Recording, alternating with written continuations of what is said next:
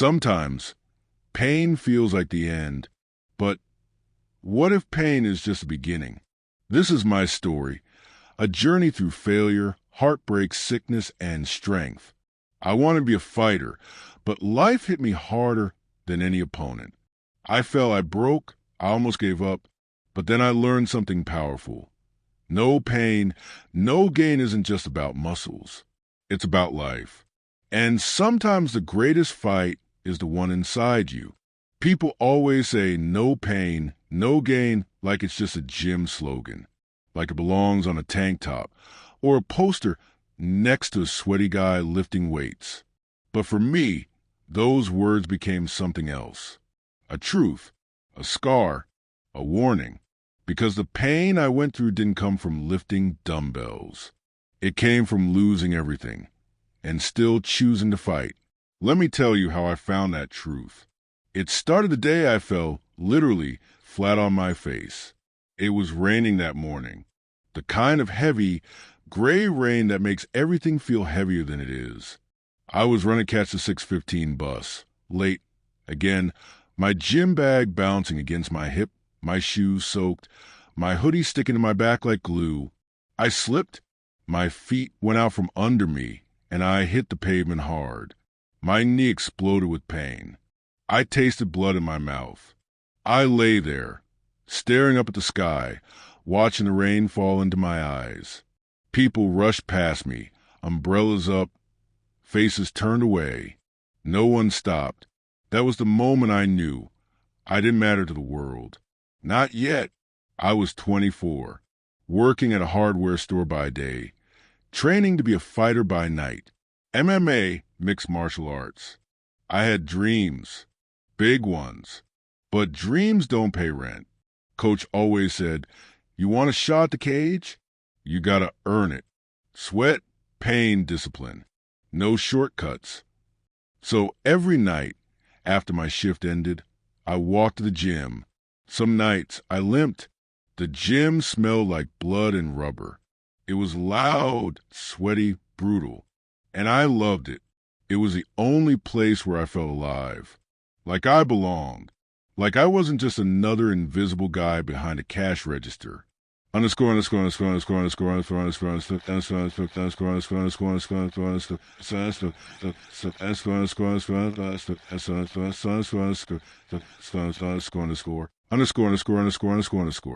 But life has a funny way of testing you. It was 2 weeks before my amateur debut fight. I had trained for 8 months, cut 20 pounds, broke my nose twice, worked overtime to pay for new gloves and protein shakes. Then, boom, my mom called. I need you to come home, she said, her voice shaking. It's your brother. He's in the hospital. I dropped everything. I took the first train back to the small town I grew up in. My little brother, Jamie, had overdosed. He was just 16. Skinny, quiet, sweet, always followed me around when we were kids. I didn't even know he was using. The doctor said he'd live, but his heart had been damaged. The guilt hit me like a punch in the ribs. I hadn't been there. I was chasing some dream in the city while my family fell apart. I called Coach and told him I couldn't fight. He didn't say anything for a moment, then just, you sure? No, I wasn't sure. But what could I do? No pain, no gain, I whispered after hanging up. But sometimes pain just feels like loss. Not gain. Not yet. I stayed home for a month. Helped my mom. Took Jamie to therapy. Watched him cry. Watched her cry. Cried alone in the garage. I didn't train. I didn't fight. I just existed. One night, I was out back, hitting the old punching bag Dad had left behind when he walked out on us. My knuckles were bleeding. My body was weak. I hadn't touched a weight in weeks. Jamie walked up behind me. He stood there a long time before speaking. I watched your fight, he said quietly. I stopped punching. Turned to him. I didn't fight. He pulled out his phone. No, your sparring videos. The ones on YouTube. I blinked. I didn't even know they were online. "You're good," he said. "Like, really good." I laughed, bitter. "Doesn't matter now." He looked at me, straight in the eyes. "No pain, no gain, right?" I froze. "Go back," he said. "Go fight. For me. Please." I returned to the city with fire in my chest I hadn't felt in weeks. Coach looked surprised when I walked into the gym. "You ready to work?" he asked. I nodded. No shortcuts. We trained harder than ever. My muscles screamed. My legs shook. But I didn't stop. Fight day came. My first real amateur bout. The lights were blinding. The cage was cold. My opponent looked like he could break me in half. Round one, he nearly did. He landed a hard right that sent me crashing to the mat. The world spun. I heard the crowd gasp. But then I saw Jamie's face in my mind. And I got up. Round two, I hit back. Hard. I found my rhythm. My fire. Round three, I won. Not by knockout. Not by domination. But I fought with everything I had. I bled for it. And I earned the win. They raised my hand, and the crowd roared. I cried. Not because I won. Because I had finally proven something. To them. To Jamie. To myself. Over the next year, I fought 5 more times. 1-4. Each time, Jamie was in the front row. Then came the call. A scout from a pro fight league had seen my footage. They wanted to meet. This was it. The chance. The dream. I was on top of the world. Until the night the pain came back. Worse than ever. It was after a fight. My ribs hurt more than usual. I went to the doctor just to be safe. The x-ray showed more than broken ribs. There was a shadow on my lung. I laughed. It's probably scar tissue. But it wasn't. It was cancer. Stage 2. Aggressive. And growing fast. My world didn't just stop. It shattered into a million quiet pieces. The kind you can't sweep up because they live inside you, digging deep with every breath you take. Everything I had built with bruises and blisters. Every drop of sweat poured into late-night training. Every aching morning I dragged my tired body out of bed. All of it seemed to dissolve in a single, silent sentence spoken by a doctor who didn't know how much my dream meant. I sat in the hospital parking lot for hours, the engine off, hands frozen on the steering wheel, watching people come and go, living their lives, while mine hung by a thread I couldn't see or touch or control. When I finally walked into the house and stood in front of Jamie, I couldn't find the words, but he saw it on my face. The fear, the surrender, the storm. And even then he didn't cry. He just looked at me with that calm, steady gaze I used to give him when he was small and afraid of the dark. And in the softest, strongest voice he said, "You told me no pain, no gain, remember?" I shook my head slowly, the weight of reality pressing against my chest. "Jamie, this isn't a torn ligament or a cracked rib. It's cancer. It's something I can't punch or outrun." But he didn't flinch. He reached out and grabbed my trembling hand, his grip small but fierce, as if trying to hold me together with nothing but love and faith. "Then fight it like you fought every opponent who thought you didn't belong. Fight it like your life depends on it. Because it does. But not just your life. Ours too. Don't give up on us now." Chemotherapy wasn't challenge, it was war, and I was marching into it without armor, stripped of muscle, stripped of pride, stripped of everything except the will to endure. I watched my reflection change day by day, hair falling out in soft clumps like autumn leaves, eyes sinking into hollows I didn't recognize, my appetite vanishing until even water tasted like metal. But no matter how sick I felt, I showed up. I forced myself out of bed when it felt like my bones were made of glass. I went to the gym when my arms could barely lift a towel soaked in sweat. Coach didn't push me like before. He adjusted. He stayed close. He watched my every move with quiet eyes, guiding me with patience instead of pressure, never letting me feel like a failure, even when I fell. And Jamie, my little brother, the kid who once needed me to walk him to school, he never missed a session. He sat on the bench with a bottle of water in one hand and hope in the other. Then one day, without warning, everything gave out. My legs buckled. The room spun. I felt the ground rush up to meet me.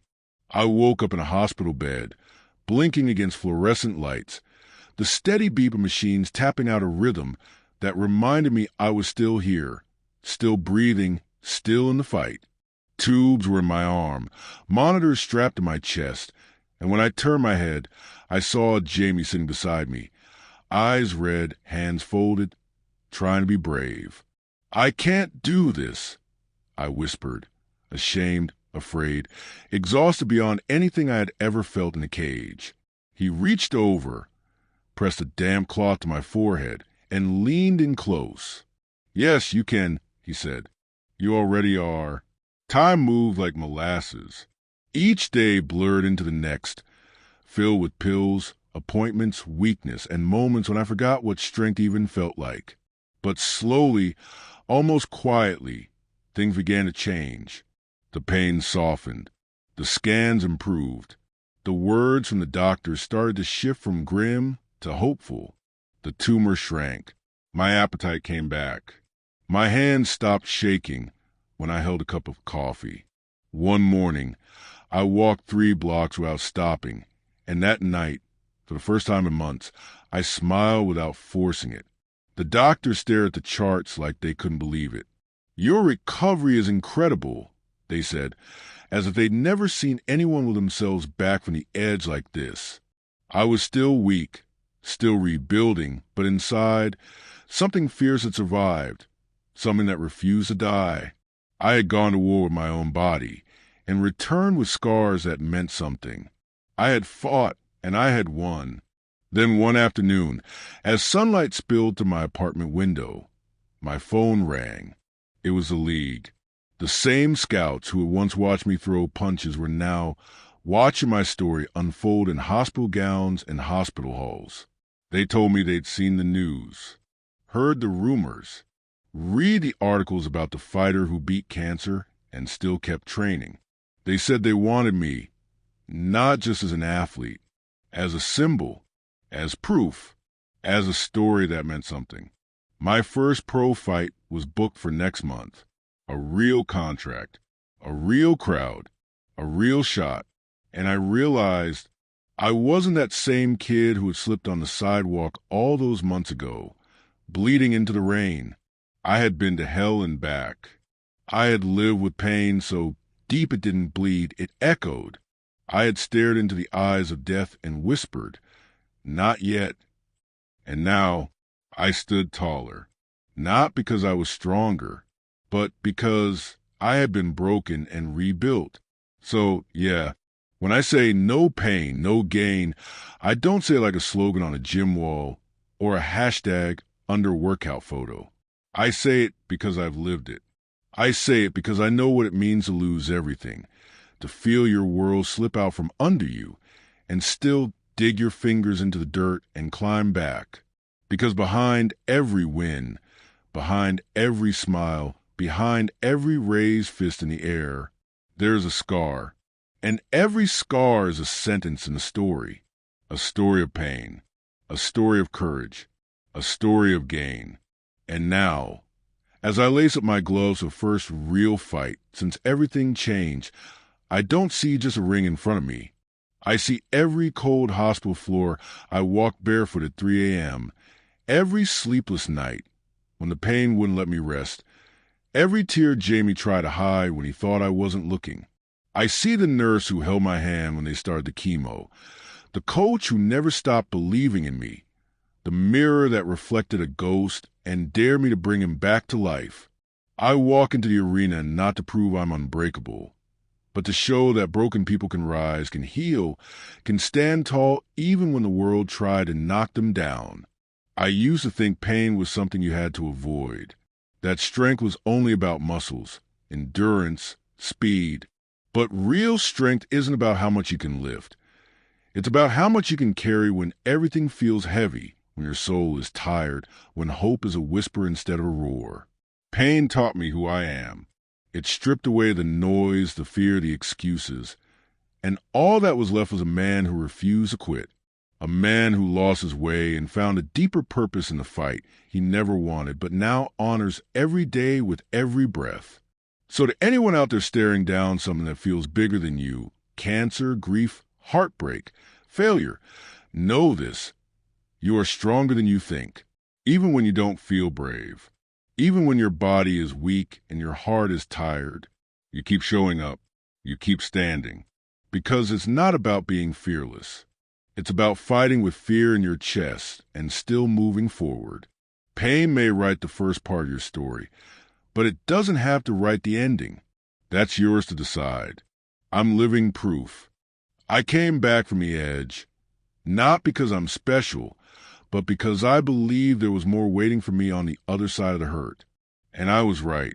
Now, every time I throw a punch, I remember the IVs, the scans, the scars. Every time I win, I remember the days I could barely walk. And every time I hear someone say, "No pain, no gain," I smile not because it's a catchy phrase, but because I lived it, survived it, and became someone better because of it.